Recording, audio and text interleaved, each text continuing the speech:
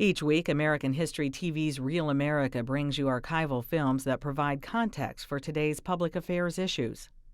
Between 1964 and 1969, the White House Naval Photographic Unit created monthly film reports on the activities of President Johnson. Next, a report from 50 years ago, July 1966. On 5 July, it was a relaxed and suntanned Lyndon Baines Johnson who reported to the nation during his 66th news conference. The president prefaced his live telecast with a barbecue for the press on the front lawn of the LBJ Ranch.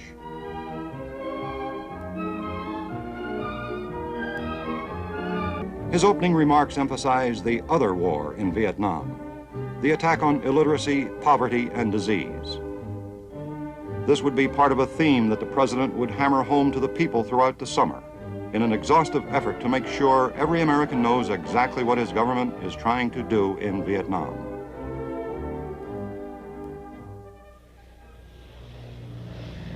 Earlier in the year, the president had established an emergency board to investigate and report upon a dispute between 5 major airline carriers and their machinists.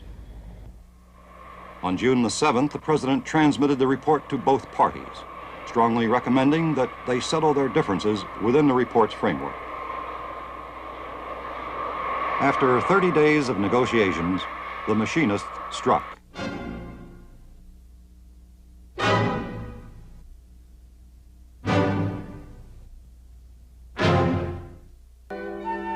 On 12 July, the president personally commended 17 cost-conscious defense officials, each of whom contributed immeasurably to trimming $4.5 billion from the defense budget during the past fiscal year. The record that you have achieved in your part of the government's cost reduction program, in my judgment, is without equal. And every department of this government today is attempting to imitate and to emulate what you have done, and is a record that you and your family can be very proud of. If I would leave no other thought with you this morning than this one, I would say that every person within the sound of my voice and every employee of the Defense Department, in uniform and out, civilian or military, can take great pride in saying, I was a part of the Department of Defense in the 60s. And that is a record that you can point to with pride and that your children and grandchildren will take great pride in. One of the ablest supporters of United States policy in Southeast Asia, partner in the development programs for the peoples of the Pacific, Prime Minister Holt of Australia returns to the White House as ally, as friend.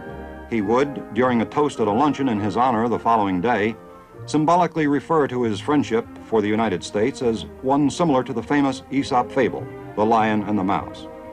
Only in his case, it would be more accurate to describe it as the lion and the kangaroo.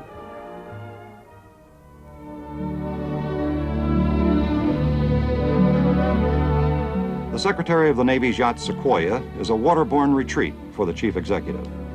On trips like these down the quiet Potomac, the Sequoia becomes yet another extension of the White House, a very private extension where peace and relaxation are the order of the day.